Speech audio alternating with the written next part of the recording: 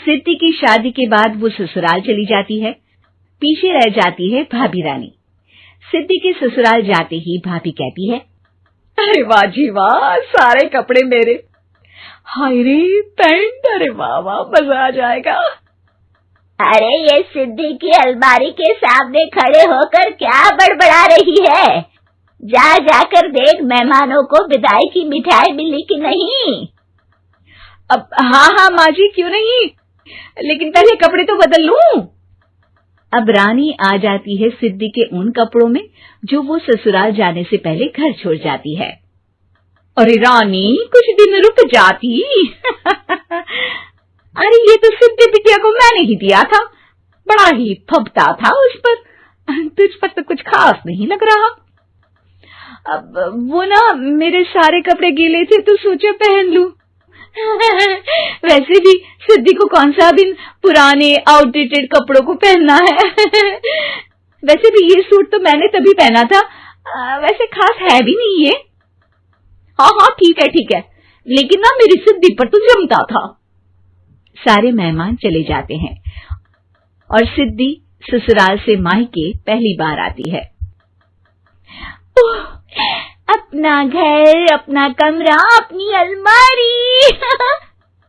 ये बोलकर जैसे ही सिद्धि अलमारी खोलती है तो सामने उसके कपड़ों की जगह कुछ और ही रखा होता है। माँ, ओ माँ, जरा कमरे में तो आना।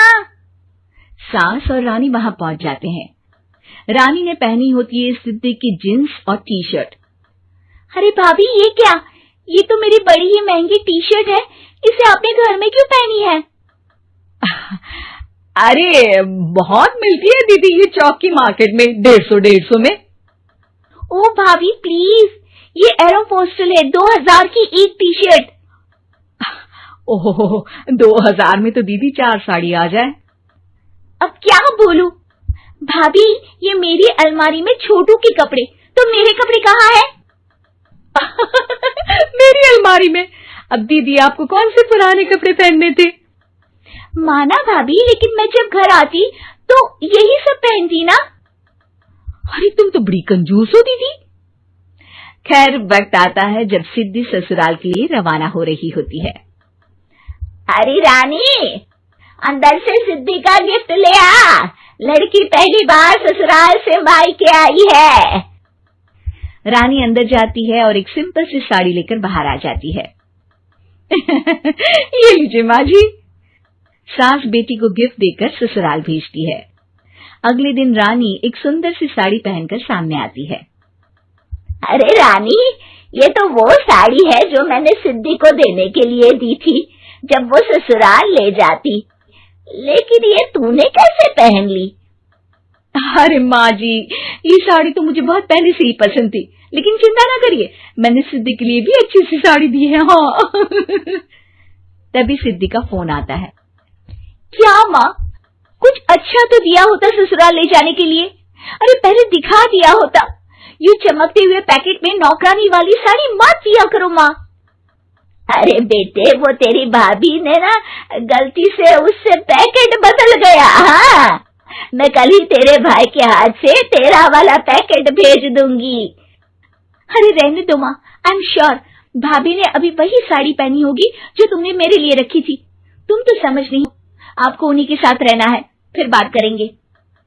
सास को रानी पर गुस्सा आ जाता है। वो उसके कमरे में जाती है जहाँ वो शादी का एल्बम देख रही होती है। रानी, मार्केट जाकर एक ऐसी ही साड़ी लेकर आ, कल प्रतीक जाकर सिद्धि के घर दे आएगा। अरे क्यों माँ जी, कितनी साड़ी देनी है दीदी को? यहाँ कोई सेल लगी है क्या? अरे चुप कर, मेरे बेटी के हिस्से की साड़ी खुद पहन ली, अब ज्यादा ज्ञान बांट रही है। एक दिन सिद्धि का फोन आता है। माँ, मेरी सास ने आप सबको खाने पर बुलाया है। सारे लोग सिद्धि के ससुराल पहुंचते हैं।